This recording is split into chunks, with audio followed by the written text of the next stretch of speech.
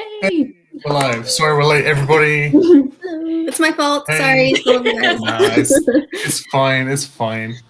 So welcome to the March 2021 live show for the Interstellar Book Club. And today the book we're going to be talking about is the last Becky Chambers book, The Galaxy and the Ground Within, which is the fourth and final Wayfarers novel. Big cry. So, what did everybody think? Want to go around? Oh wait, should we introduce ourselves first? We usually do that. Oh yeah, we should. We'll start properly this time. Okay. I'm Max. My channel's Max Reads, but you know that because you're on it. I'm Melody from Strawberry and Lemon Books. I have a lot of blogs. Jessa. Hi, I'm Jessa from Gavin with Jessa, and I do a lot of random content. Hey guys, my name's Steff from Coffee Over Apples, and I do things that are fun. So, hi. Hello. Yeah, hellos. Hello, friends. Thanks everybody for dropping in. Oh, thanks for dropping in though. Yeah. Problem. Ah, when You can go back and watch it later. Okay. Yeah. We'll tell you when the spoilers are coming. Yes. We'll try and do the spoiler free first. And now Natalie was the winner of our giveaway, so woo, glad to have you here. Very cool. Hey. That's okay. That's fine. Thanks for dropping in anyway. You can always come back and watch later. That's the best thing about this. So. Hello. Hello. Hey, Peter. Thanks for coming. Peter, let us know if you have everyone else who came in finished. Frida, if you got to finish, let us know where you guys are at. I'm so excited. So, what does everybody think? Steff, you can go first because you look like you're gonna pop. I feel like I'm gonna pop. I feel like my heart is just gonna explode. Goodness, like you guys go ahead. Another great installment. I don't think I've really disliked any of these books. Yeah, there's moments here and there, but this is just another enjoyable read. Like, this is just a great series, and I just recommend the whole series in general. Yeah, it was so good. This is the first book I have the physical copy of, so I'm like, hey. Now you have to like collect the others, so you have the full set. Slowly, yes. So how did it compare? Has anyone changed their ranking of? So I'm vlogging this. Actually, I'm probably gonna include you guys in a video. I'm vlogging it, and so in the beginning of when I first started vlogging it, I was feeling a little underwhelmed for like the first 100 or so pages, but then halfway, slow was real slow. but then halfway through, something happened, and I was just like, oh, my heart, and then forget it. It was just spiraled from there. So. This is just such an interesting series because we're not really it's not like Harry Potter or something like that, where we're following Harry, Ron, and Hermione, like all through the books, like all through 7 books, like we know who it's going to be. Same with Hunger Games, we're following Katniss or whatever. Whereas these books, we're not really following like the exact same. There's not like the main protagonist. There's not like the same, there's like similar people throughout the different books, and it does connect in each way, but we're not following the same people every single time. And so I just always think that sometimes these books are a little slow for me as well in the beginning, mostly because we're like learning about new characters, and this is definitely a character-driven book series compared to like a plot-driven book series, which is also something, me personally, I don't really read a lot of character-driven stories. I like the plot. I like learning about characters, but so I agree, it's always kind of hard to at first get into some of these, but it's enjoyable by the end. So definitely with sci-fi, I find a lot that sci-fi is concept driven and like world build genre driven. So it's such a breath of fresh air to get stuff like Becky Chambers that is like so heavy on the characters. Yeah. 110%. And we got to explore so many cool alien species. It was not even funny. Like any gaps in wanting to learn about other species, I think that we might have had from the previous books were mostly answered here. Like everything has had the spotlight now. Mm-hmm. Yes. So I had cool. such I a loved hard him. time imagining the Larus, and then people send pictures in the Discord, and I was like, that's all I can imagine. These floppy furry chicken looking things. Yes. So weird. So weird. I had a hard time imagining, and I can never remember the name. Is it Harmagian? Who Roveg was? Oh, Roveg was a Quailin. Quailin. Yeah, I had such a hard time imagining him. For me, it was like if you got kind of like an anthropomorphic lobster. But he had thumbs. Like Yeah, but like a lobster, but with like legs on the front like that. A lobster with like toad. Like Digits? A lobster with human hands, just fully human hands. So creepy. So I was trying to imagine it, something like that. Mhm. I can't wait till this series has gotten really popular and there's loads of fan art. I'm Yeah. really fan art. I feel like it's already popular, or is it just us? I feel like I love it so much that I'm like, oh, this is a really popular book. But it's just in like Max Land that it's really. I feel the same way. I was so like, oh, everyone loves this book, and I think it's just it's so good, so good. So what is everyone's ranking then of the series? Okay, so for me, 2 is still my favorite, but I think 2, 4, 1. No, 2, 4, 3, 1. Really? Interesting. I'm surprised. I feel like I felt like everyone was gonna say like 3 before or 1 before 3. So I'm surprised by that answer. But what about you? I mean, Melanie? I'm still of the unpopular opinion of I really liked book 3, so that one's my personal favorite. And then this one, so 3, 4, and then 1, 2. Ah, fair enough. I think mine would be 2. I finished the book today, so I'm still processing. But it'll be, I think it's 2, 1, 4, 3. I can see that. Okay. I think I'm on the same boat with Melody. 2, 1, 4, 3. Oh, you like this one less than the first one? Okay. Slightly, just because of how long it took me to get into it, and also I kind of predicted in a way the climax. Okay. Right. And so, and because I feel like everything else was always so unpredictable with the other books, the fact that I was able to predict something, I was like, oh no, I was hoping to be shocked again. But that's okay. It was still really, really well done. See, I feel like I'm also of like the unpopular opinion where I like figure something out, even if it's like completely obvious, I still feel good about myself, where I'm like, yes, I knew it all along kind of thing. So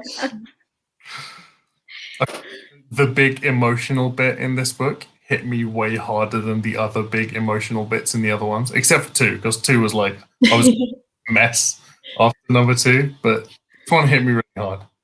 But we'll talk about the spoiler bits in a bit. Mm-hmm. Also, I think part of my rating too was I was hoping to cry, and I didn't cry. Like how Were you hoping to cry? I was hoping, because I feel like that's a 5-star. If it's I get extremely enraged, or it makes me cry, or it gets me out of my comfort zone in my shell, then it's had some sort of significant impact. Like 2, I was bawling like a baby, as you guys saw in that vlog. But I didn't cry. So I was just like, okay. Okay. Do you feel like it was a good ending to the series? Or were you left like wishing it had wrapped itself up differently? not necessarily differently. I think just more sad that there's not any more. Mm. Yeah. Because I want to like explore the other characters too. Like, what was it? Jenks and Oh yeah. and Kitty, I think is her name. Yeah. More Yeah. too. They kind of just left Jenks. Like he got emotionally like shredded, and then they were like, yeah. whatever. So I kind of wish we somewhere had else. some more. Yeah. I kind of wanted like a reunion. Yeah. And At the the end, I cook. kind of wanted other people to come back in. I think that was missing. Like Because this Tay series can was go on forever. going. Oh, Oh no, you're okay. because Tay was going to Ashby's ship, so it would be cool to like seeing how everyone. Yeah, was doing. right. Mm-hmm. Missed opportunity. I can understand why Chambers didn't do it though. Yeah. Crap! I just gave a spoiler. That's okay. Well, I feel like it's not a spoiler though, because we know it's, if you've read at least the first 2 books in the series, you know it's consistent that you're not going to go back and revisit those old characters. Mhm. Yeah. So Yeah. it didn't happen before, it didn't happen now. Not a spoiler. I think with the not bringing people back, Chambers really hammers in that like the universe doesn't revolve around any single person. Like Mhm. you is everybody's. Mhm. I like that. I like that a lot. Okay, should we just jump into spoilers? Because I know there's stuff that Might as well. Yeah. we might as well. Okay, so who's everyone's favorite character? Still Ashby, but that's besides the point. The fact that Ashby was like the one, correct me if I'm wrong, the one character from the first book whose name was dropped in every single book. That sounds about right. Yeah, he was. He's like, it's my boy.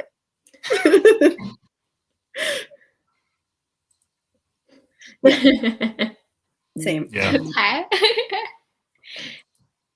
Well, the new character from this book that I loved was, I'm gonna say the name wrong, Ulu. I think. Yeah. I think. Oh, yeah. Oh, I was saying it the same as you. Oh.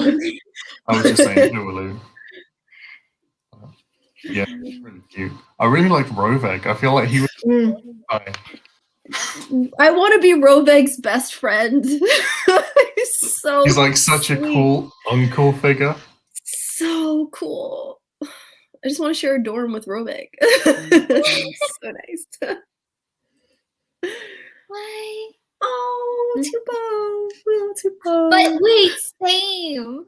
I really like Tupo. Like, it's just so sweet. Hi. yeah. Hi.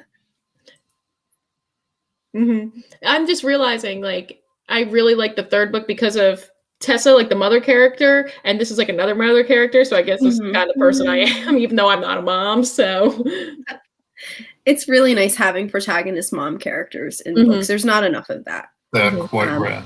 Yeah. You know who did a video about that? I think it's not you, Jess, another Jess. Not me. But from the Bookish Mom. She made a video recently. Yeah, she did. Yeah, about mom protagonists in fantasy and books and stuff like that. So I would definitely, Jessa, you might want to check that out. I definitely will. I've seen a few videos from her. It's another Ashby fan. Yes. Team Ashby. I love it. Team Ashby. So cool. Team Tupo. It was so cute. Everyone was so cute. It's just. I really loved that there was not a single human in the car. Yes, I love that. That was so cool. Loved it. Until, spoiler, until later on in the book, there is one human character who's brought in, like in the last chapter or something like that. Yeah. We're on the other side of the spoiler line now. You don't need to say spoiler. Oh, okay. It's a free-for-all. Okay. So, like, the doctor that came in at the end was a human, but it wasn't that big of a deal.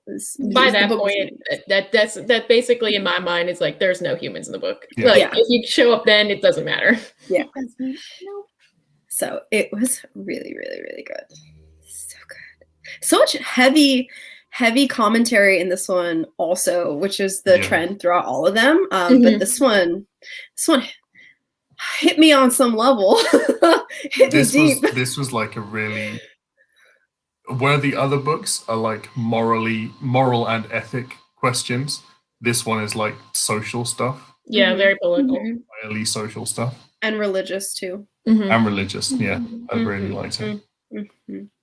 So what was the bit that messed you up? That hit you right in the heart? What was the line where you started to love it? I'm gonna look for it. You guys answer the question. I have it tabbed. I think I saw something that you posted in the Discord around like the 150 mark or something. Because I hadn't read it up to that point because I finished this in the last minute, like I always seem to do. But I saw like you said something about that, and I was like, I'm gonna have to keep that in mind. And then I want to let you take care of that. But it hit me just because you seem so pumped. And these I'm like, 2 pages. Same. I have notes. Annotated. Yes, it was, all of the feels. Literally, like this chapter is only 4 pages long, but I'm pretty sure I sat on this for like 30 minutes. Like, so good. Okay, I think I highlighted the quote I wanted to. Okay. It says, so Roveg is talking, he's saying he knew there would never be a point in his life in which he knew everything there was to know. And while part of him despaired at the puzzle that would never be solved, the rest of him embraced this truth fully. For what satisfaction could there be in having nothing left to ask? People, a group considered of every sapient species, organic or otherwise, were chaos, but chaos is good. Chaos was the only sensible conclusion. There is no law that was just in every situation, no blanket rule that could apply to everyone, no explanation that accounted for every component. Comfort, however, is not the same as peace. I was like, oh, my life. Thank you. I'm working on it. That last line though, she didn't have to go that hard. Yo, she went hard. Oh my God. Question. So, okay, before I started BookTube, there was this one video. I'm not sure if you guys are familiar with it. It's kind of popular, but this guy made a video about doing the math about his current reading pace. So he was saying he read about 10 books a year, and he was saying if he lives to be 100, he'll have read 1,000 books. But there's like endless amount of books that he wants to read. So he went on a journey on how to read faster and how by the time of it, how much faster he got at reading, and then recalculated how many books he could read if he read a book every day until he died, kind of thing. And it set me down this whole existential crisis of like, I want to read all the books before I die. Like, that's like the biggest tragedy. Like, no matter how fast you go, you're never even gonna get like 1% done. Horrible. I don't like to think about stuff like that. I know, but I never thought about that till now. She took it there though. Rulreg is like, I want to know everything there is to know, but I can't physically, so I have to just be satisfied with the idea that eventually I'm gonna know all that's physically possible for me to know in my lifespan. I was like, Roveg, why are you doing this to me? I think the bit that hit me, the first bit that hit me really hard was when Seeker was having the conversation with Pei about going into Shimmerquick. And Pei is trying to justify all the reasons to herself that she shouldn't do it or she should do it. Seeker is like, you don't want to do it. That's all it has to be. That line, I was like, so good. I really like that. So good. I sat on that for a while too. How about you guys, Jessa and Mel? What was your favorite moment? Mine was the same as yours, because like I said, I was kind of looking for it though, so that's probably why, just because you mentioned it.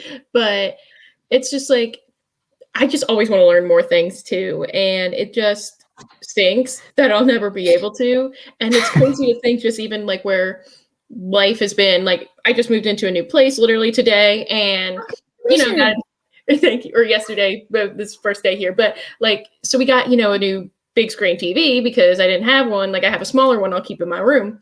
But my roommate and I, got a new TV, and I had a friend come over, and she's like, it's crazy how like just 2 years I got a big screen TV, and my TV can't even do like some of the stuff that yours can do, and just how technology changes and how we'll never be able to get to that point of knowing everything on why my TV is a little bit better than her TV, because so many things change so quickly.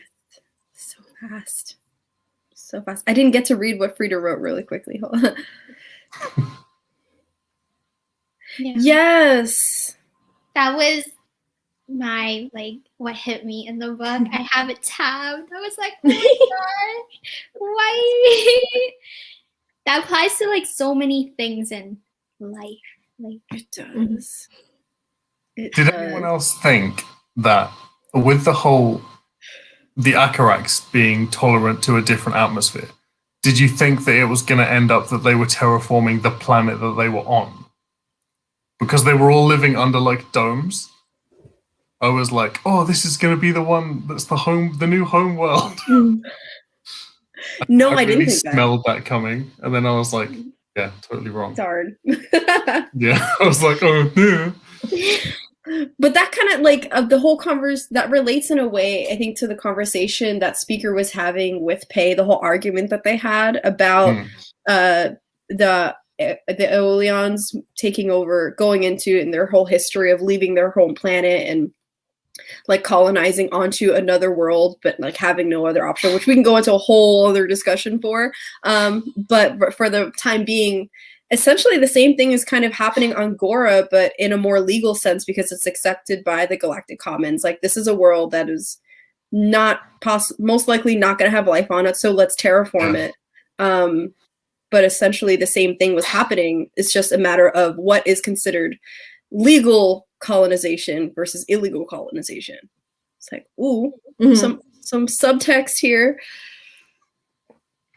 Yeah, I feel like the other books before didn't have really like head to head on like kind of arguments about topics like this, but this one, Becky Chambers, what are you doing?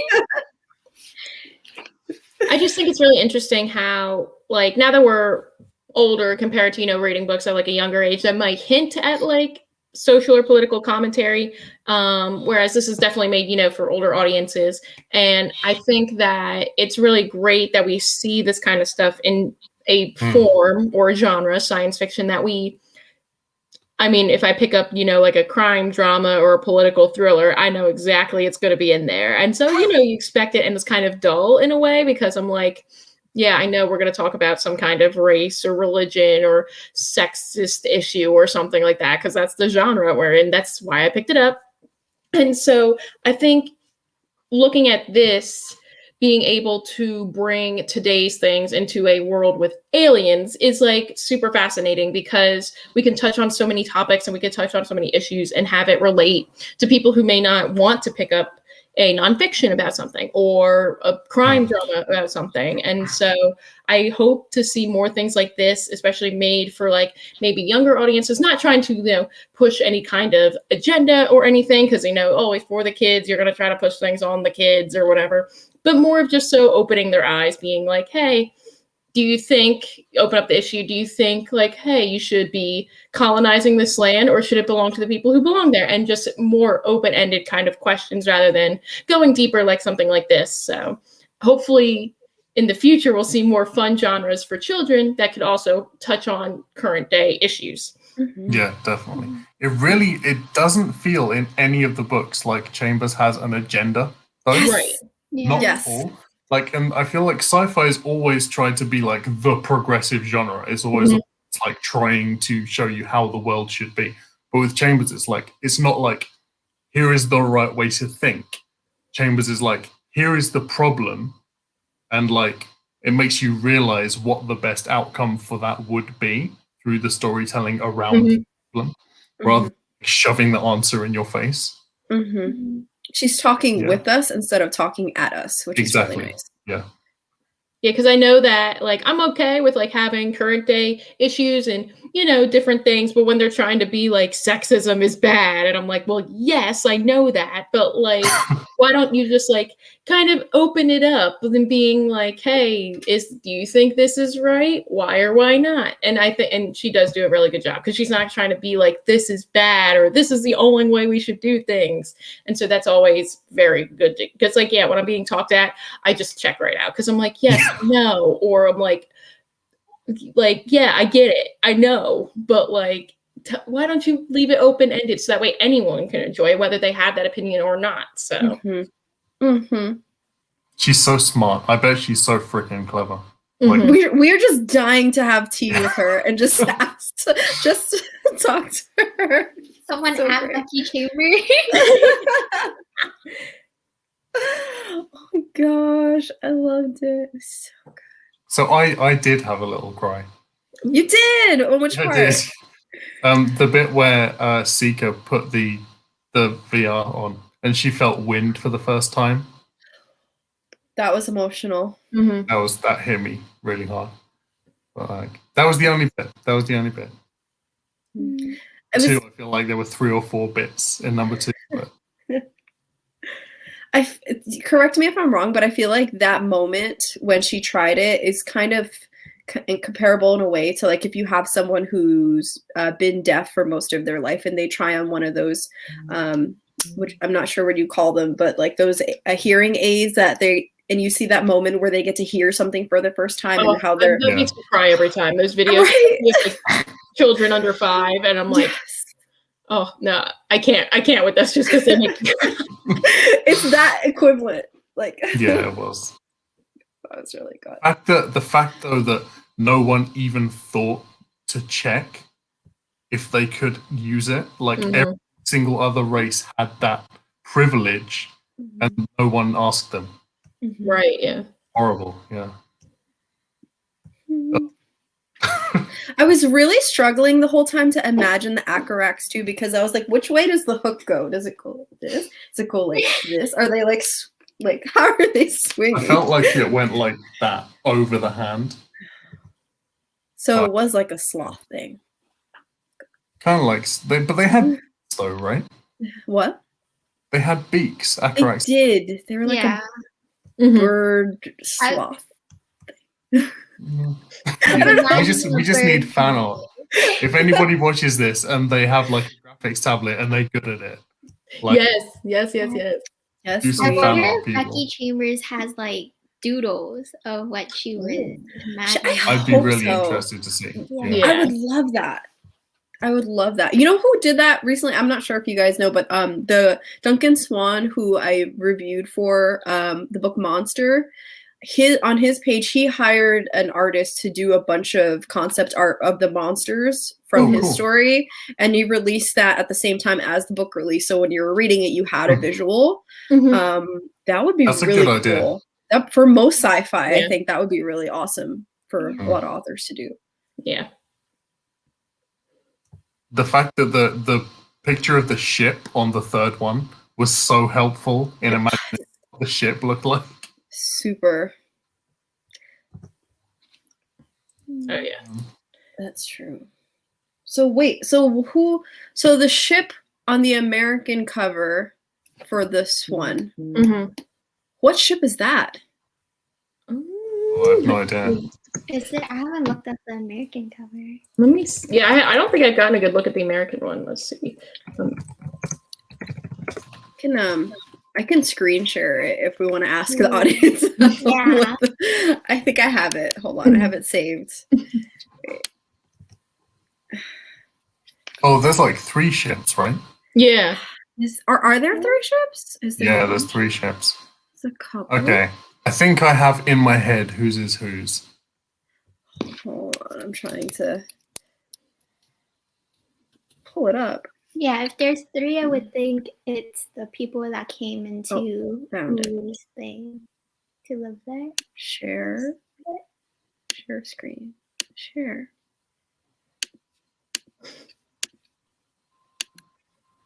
This one? Oh, there it is. There we go. Yeah. So Okay. whose ship is whose? So I think the top one is the Akarak one because it looks like a piece of junk. Yeah. That makes sense, actually. I would. Yeah. And then I think is the blue one. I think is Pei. That makes a lot of sense because they were saying it's silver and Yeah. Sleek. yeah. So then who is this one? Is that Brovig's ship? It must be because the instant ship is like purple light. It must be. Oh yeah, that makes sense. Yeah. Yeah. Yeah. Same. Awesome.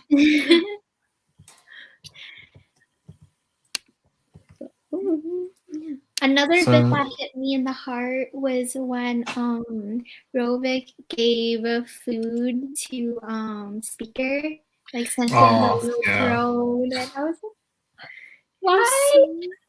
So thoughtful. And then Tuco tried to do that, and I was like, kid, please don't.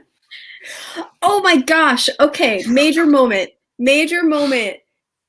was when Rovig was discussing how in his culture, what they do is they go on that pilgrimage to the ancient sites and to see the war zones. And I was thinking about how, like, we have those memorial sites here, and we have usually a museum on site, and you can see the artifacts of the war and the whatever weaponry was used, the uniforms. But two things about that. One being that because they have shells, the shells were left over in place of the bodies, so you can actually see that as a visual impact, versus now, because of decomposition and everything, we can just imagine where the bodies were. So that in itself gives such a different experience and context. But also when we create museums, that we're cleaning up what was there, so are we getting as much of an impact versus seeing the remnants of the war?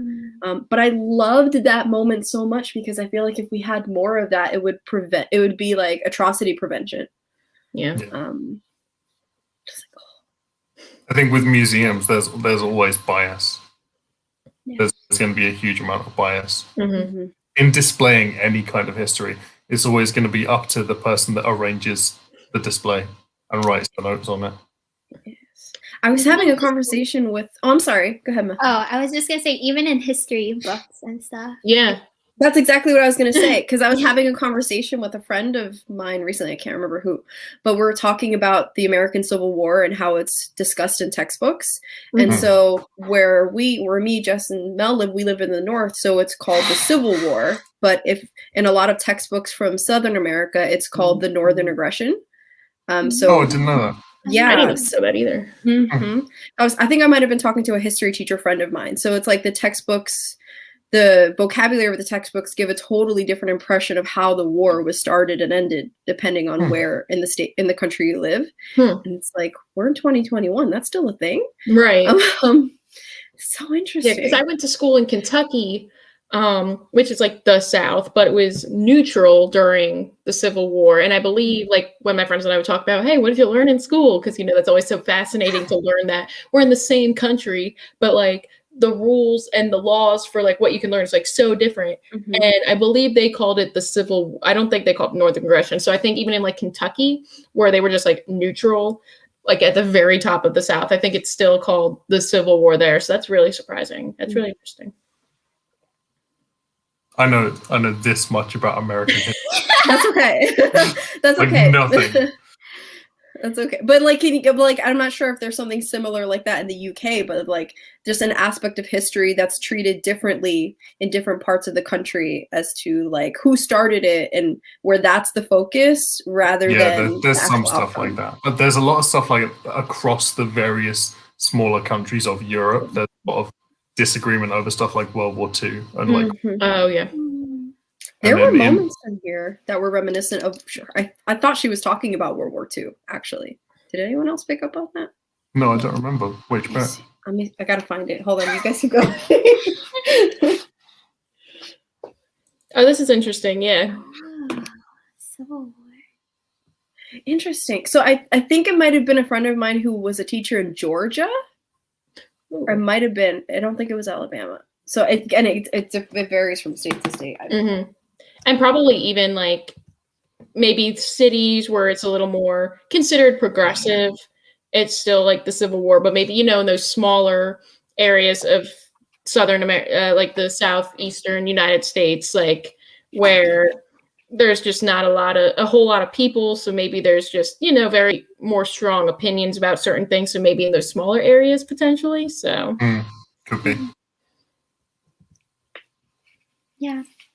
I feel like it would be different between how countries portray, like the World War II and stuff, how different countries portray the war. And it'll be interesting, like how the Harmadians would have portrayed them taking over speakers. I feel like with that though, there's always going to be like a very person-to-person difference, because with Loa in number 3, she was very like, we did something terrible. She was very accepting. It's like, that's so bad as a species. I think I found it. It was this. I think it was this section here where Roveg was talking with Speaker. I think about his history of like, it might have been the section where he was talking about why he got kicked out or something like that. I could be wrong, but basically in this lengthy paragraph, he was saying, okay.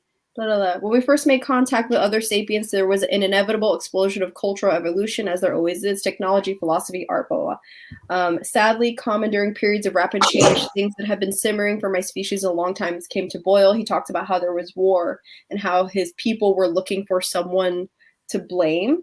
And so blaming it on the invasion of other cultures into their space and saying, oh, their values changed our values, so now we need to get them out. And to preserve our culture as like this influx of nationalism. It made me think of like what happened to the catalysts up to World War II of like why there was so much aggression against the Jews and anyone who was not like fitting of that German standard. That's what I got. I don't know if that makes sense. That definitely sounds about right. Thank you.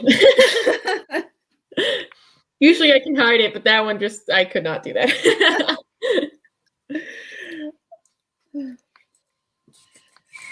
What else I wrote down? I heard someone in the Discord talk about a novella. Was that one of you guys? I'd like an extended something coming out after this. There is one short story that she has written, and there is another one that she is writing. And I think it's I'll drop the name of the short story collection that in the Discord. I can't remember. Okay. But there's only 2 of that collection so far, so it's quite a new thing. But I'll take anything I can get. Right? Yeah. Oh yeah. Yeah. I just see this in the back and said want more, but this is just from the publishing agency, so I thought so. That freaking dodo. Is this dodo a common thing? Because I was really excited by this. I've never seen this before. I think it's a UK Hodder and Staunton, I think. Yes. What did it say? Oh yeah, he's in the O of Hodderscape. Yeah, it was like want more sci-fi, fantasy, and horror, and I was like, yeah. You get that a lot in books in the UK. There's like a publisher page in the back with like a website and ideas and stuff. It's pretty cool. It's not a thing here. That's great. Yeah, I thought that would like lead to her at first, but then I was like, oh no, it's not.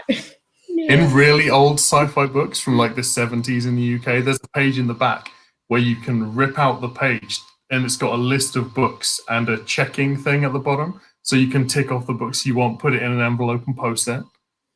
And they just mail it? Send you the books. Yeah. And what do you send, like a check with it or something? You send the page with the ticks, you rip that out and then send a check in an envelope and then do your book shopping by post. That's really cool. Yeah. That's awesome. That's really cool.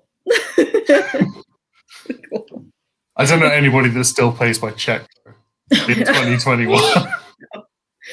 Check is one of those weird things that you keep in your back pocket just for like really strange situations. To pay weirdos. So what do you think was like the big takeaway, the big message of this one? If there was one. That's a good question. I think just because I was sad that it ended, I knew that I wouldn't come back. A major theme throughout it was about bias and like implicit bias. Yeah. Yeah, so definitely. Just taking a step back and reevaluating what biases you may not have even been aware that you have, or just reflecting on what kind of exposure you've had and whether you need more exposure. Mm-hmm. Yeah.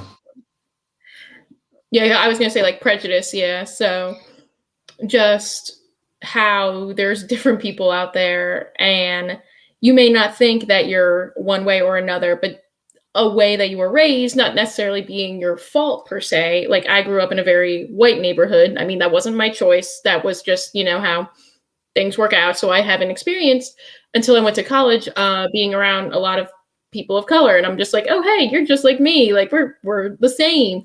Like, I'm a person, you're a person. And that's how I went about everything. But then, especially with more recent things that have come out, I'm just like, you know what? I need to learn more.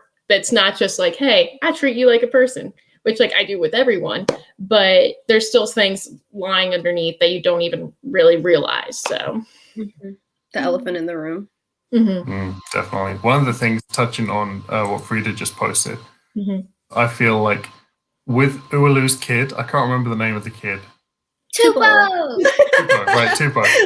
There was so much so many innocent questions out of genuine interest, and that is really how it should be. Like, nobody should take offense to a genuine question because somebody wants to learn. I think that was so cool. I think it's a lot of this one was like, you don't have to be defined by who your culture thinks you should be.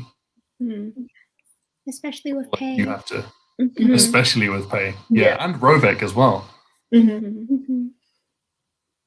Oh my gosh, that how Pei helped Rovig at the end. My heart exploded. I thought she was figuring things out for her job after she exposes her relationship. Yeah. That's what I thought too. And then there was a roving letter, and I was like, what?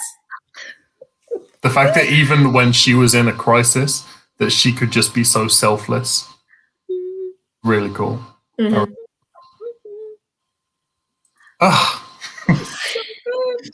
It was so good. So what do we do with our lives now that we've done this series? How do we even continue from here? We just don't. I feel like this is done what happened with the Space Between Worlds. This has just set a really high bar for next month.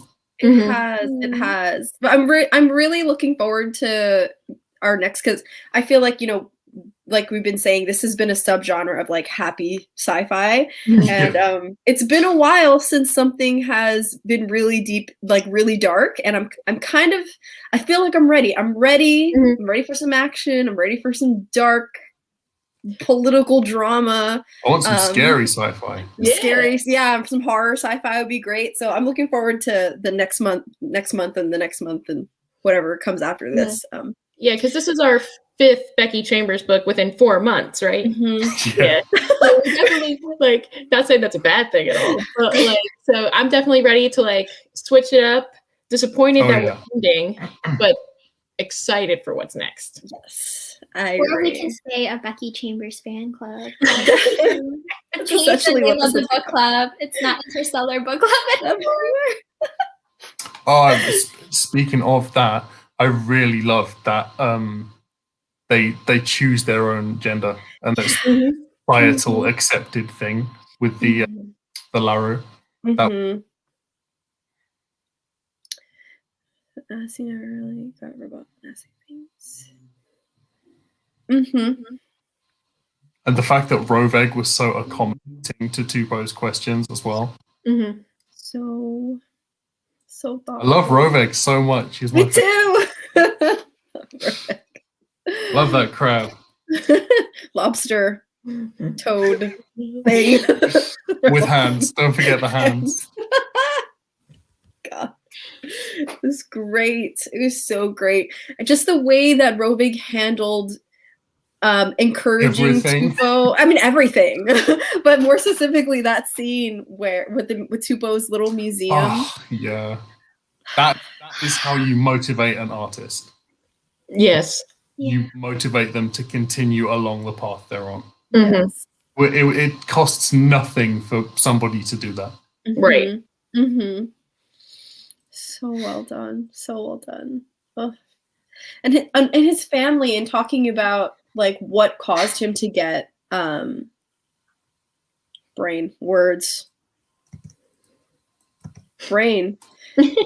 expelled, deported.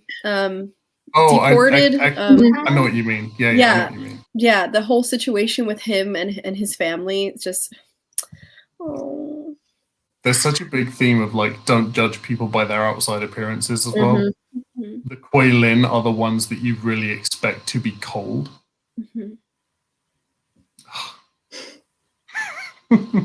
Well, were they the ones who was the ones that were set throughout the entire series as being the coldest species? Was it that was them? That was them, right? Yeah. I think And there's that series that kind of got mentioned, the Rosk, but they weren't really touched on. Yeah, I think the Quellens were the ones that arrested the clone. I don't remember. Yeah, they were. They're the ones that like beat the crap out of. Yeah, good Mhm. memory. I forgot about that. Yeah. Mm. Yeah, good memory. That was like 4 books ago. Good job, Mel. It's great. Oh, It's so good. Is there so who's gonna? go No, ahead. sorry. Go ahead. What was I was gonna say the whole argument between pay and speaker. Do you guys? What did you guys think of that? Because I found myself trying to decide whether there was enough context there to take a side, and I don't know whether there was a side to be taken, or like how do you resolve that?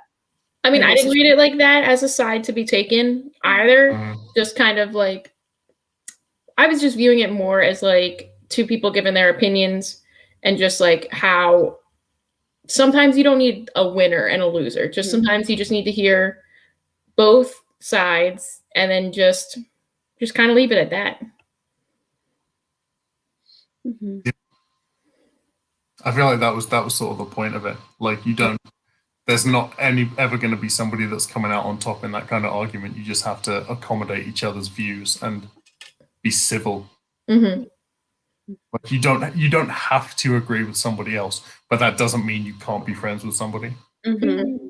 Mm-hmm. Because right after, Pei was like, "Oh, you don't have to call me Captain Tem. You can call me Pei." And Yeah. Still establishing it's rough. friendship. It's so good. It's so good. I feel like that's something that's not talked about enough, because with the advancement of social media and like a lot of political division and just moral division online, it's kind of like everyone's shouting into the void, but we're not really having conversations, rather just yelling opinions. And it's just a loud minority too. Like, I feel like a lot more people are kind of like in the middle of issues on whether that be something stupid like what's better, Marvel or DC, and like ranging to like, really high political things. And so I think it's definitely just a bunch of loud people, but it's not the majority of people. And I think this is a really good way of showing that as well, being like, look, I think Marvel is better, and my boyfriend thinks DC is better. We can talk about why we think the other is bad, but guess what? We're still pretty happy. So, I mean, like, and yes, that's a very low important issue, but like, just learning, being like, yeah, I think one thing, you think another way. We can have our talks, but no one needs to win. No one needs to come out on top. Mm-hmm. So, being able to coexist with our differences. Mm-hmm. But still leaving that space open to continue those dialogues. Exactly. Yeah. Mm-hmm. Dang, man, so deep. Aliens. I'm really excited for her new series, though. I'm excited about that. There is a new series. Yeah, it's starting this year. Mm-hmm. What? I'm assuming it's sci-fi. It is sci-fi. The first book is, I think the series is called Monk and Robot. But it's I'm assuming we're reading it. I didn't know about it at all. Bertie told me that it existed, but it's coming out this year.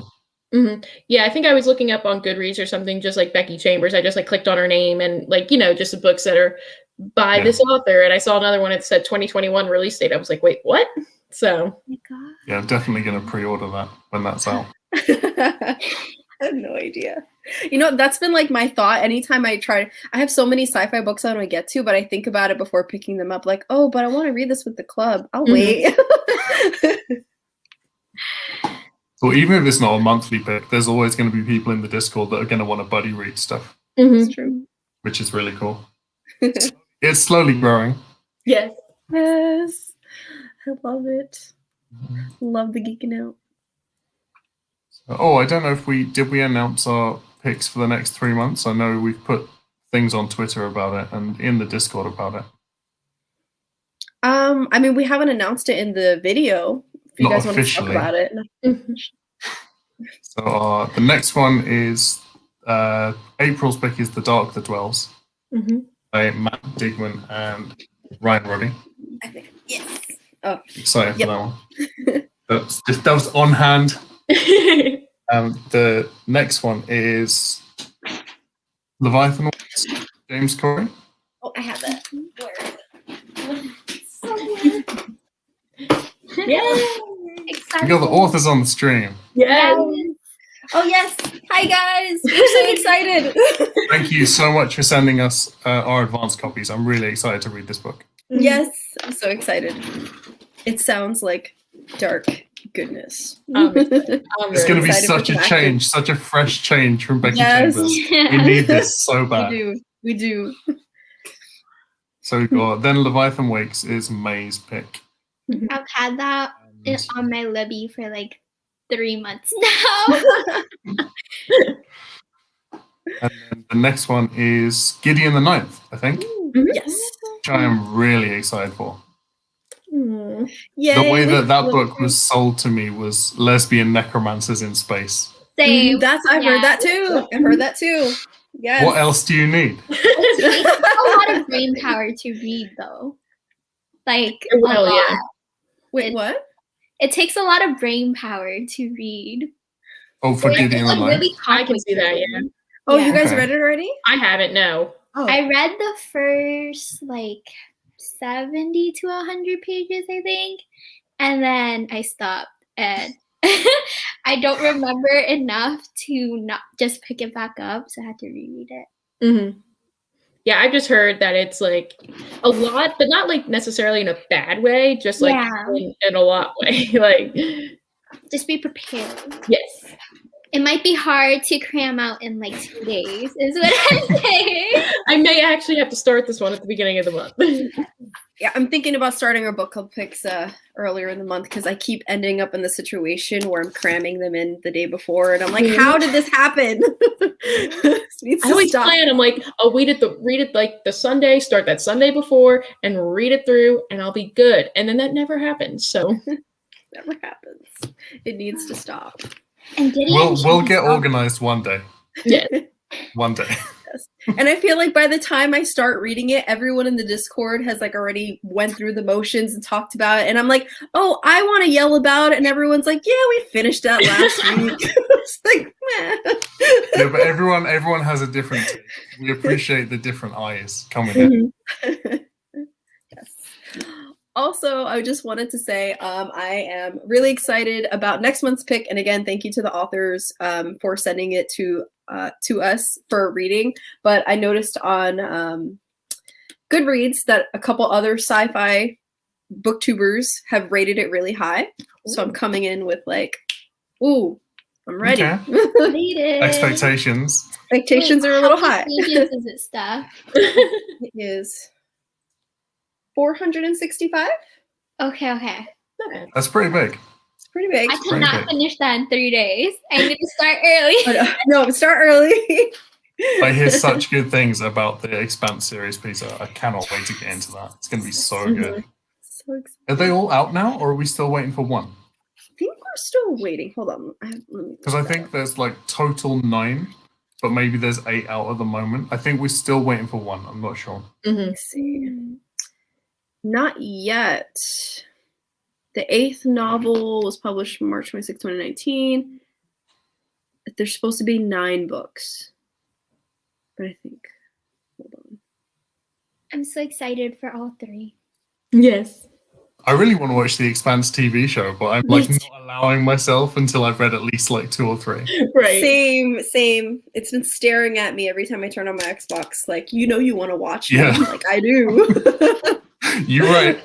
That's like me with Game of Thrones. Like, I'm still in the middle, like the first book, but I know the basic. I basically know what happens in the TV show, just because everyone and their mother has seen it. But I'm like, no, I am not going to personally watch it until I get like book 1 done. Then I'll start a few episodes, kind of thing. You know what? That's like, me.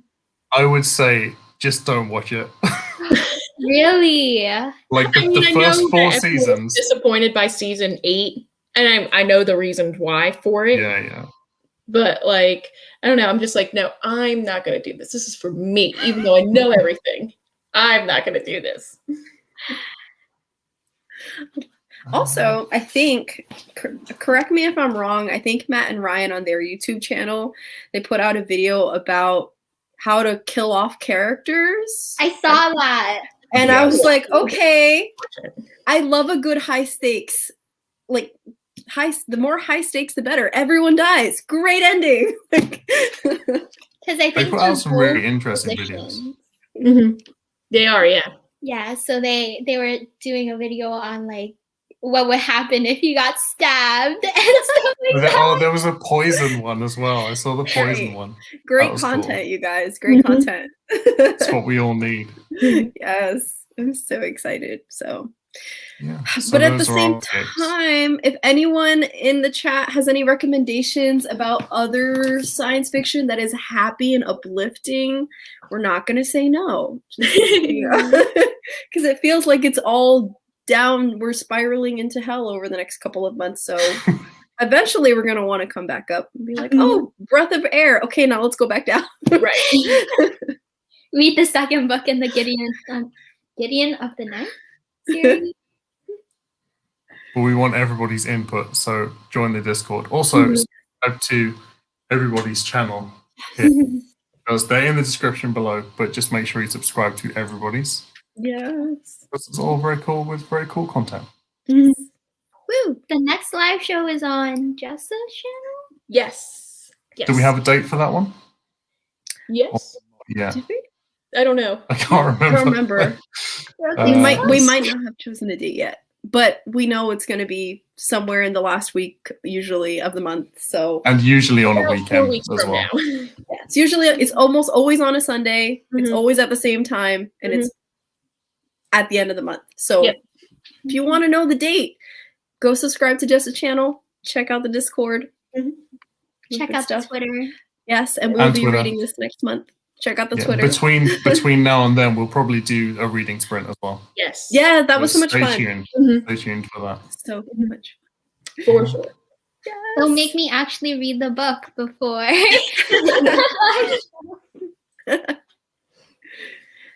So, is there anything else we want to talk about this? Anything else No, wants to I think we're share? Good. I feel like saying goodbye. Oh. We can come back, revisit the series. You should just rewatch all the live shows stuff. Ooh. I should just rewatch all the live That's a shows good idea. That's a whenever good I'm idea. feeling down.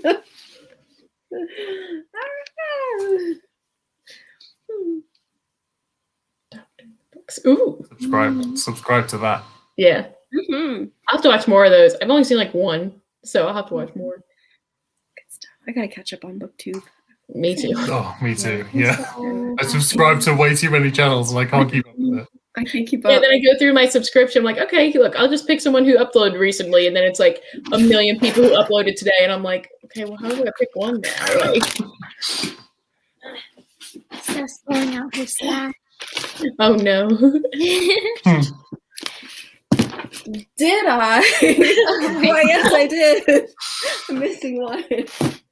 But yes, I did. It's great. I've gotten into the habit of literally, like, it feels weird not to annotate books at this point because I feel like by the time almost everything I read is for a live show. So by the time I get to the live show, I'm like, what did I read? So kind of have to. I at don't this think point. I've ever written in a book in my entire. I've never, yeah. Are you serious? I feel You guys- bad and my Serious. handwriting's not that great, so I don't want to like read my handwriting. Are you serious? I want to try to go back into the habit. So in 7th grade, we learned this thing where we had to essentially, like at the end of every chapter, we had to have a sticky note and then just like write down what happened in the chapter to like help us. And like, I'm okay with writing in the book in that way because, you know, I can take it off and on. Mhm. And I'm like, maybe I'll start doing that again. Because I was thinking back, I'm like, I hated doing that in 7th grade, but I was also forced to read things. So like, you know, Different. it's different. It's different. It's not the same. It's not the same. No, you have to. Oh my God. Wait, hold on. No.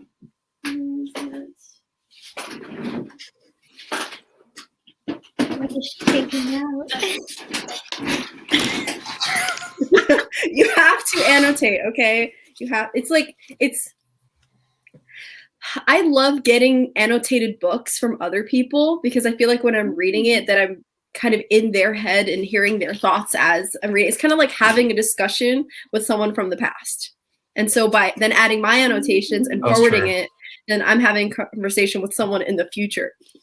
You guys, That's cool. you can't go back. So what I kind of do is this is a book that I hated, right? But so in the back, what I do, since I donate a lot of the books after I'm done with them, or ones that I don't plan on ever rereading, I put my YouTube handle in it in the back, and then I have I put notes on the pages, so I'll keep my brain. All my notes for book club discussions and stuff is here, and then I'll also put my star rating, when I started, when I ended, and then trigger warnings. And in the front, I'll write for trigger warnings, go to the back page or whatever. And then do you put your name in them? Do you sign it? I put my first name and I put my YouTube channel. Okay. So. If you were to put your full name, because I know you're a professional artist pretty much. When you're famous, those books are going to be worth 10K each. That's true. Steff, legitimate Steff notations in them. I should just throw a business card in here before I drop it at my little library. That's a good idea. I remember in middle school we used to do that with textbooks. We just thought it was so funny. We're like, ooh, let's leave a little note and stick it in the middle of the textbook, being hello, you found the future, this past note. Yes, because they were so cool that. It's so fun. It's like real life. What's that movie with the treasure and the map, or the Da Vinci Code or something? I just try it, please. Let's try it. It's so fun. Once you start, you can't stop. It's great. I'll give it a go. Okay, yeah, I'll try it. I'll definitely use Post-its. I'll definitely use some Post-its. Okay, fair enough. This is going to be baby steps for me. Totally get that. Was there anything else? Sorry, I totally cut you off there. I didn't mean to. No, you're good. I was gonna say the only time I don't annotate is in my special leather bound editions. Oh yeah. That's understandable though. Yeah. I don't know. Actually, these things on the inside, the ones that that these are for. Rovig put these in so that speaker in the sim would be able to hook and jump around. That's right? What this was. But the way that the cuts are structured, I was like, how is she going to hook into them if they're horizontal? It got me wondering about the position of the hook again. Unless the hook is unless it's an angle, a sharp angle, because then you click it over. Yeah, good point. I don't know, interesting. Because the way I was imagining, because the speaker was swinging, for lack of a better adjective, swinging around the ship, right? So I imagined it kind of like how, I don't know, a monkey or something would grab a vine and then swing and then jump to the next one. But if the cuts are like this, I was in my brain, I was doing this, how do you hook? Oh, electricity pole climbing shoes. We just gotta wait for that fan art. Yeah, we do. Very cool. But that's it. Anything else anyone wants to add before we sign off? Yeah. Well, thanks for watching, everybody. Thanks for coming on the chat and commenting. We love to see it. Yay! Thanks for coming, you guys. See you next month. See you next time. Bye. Bye.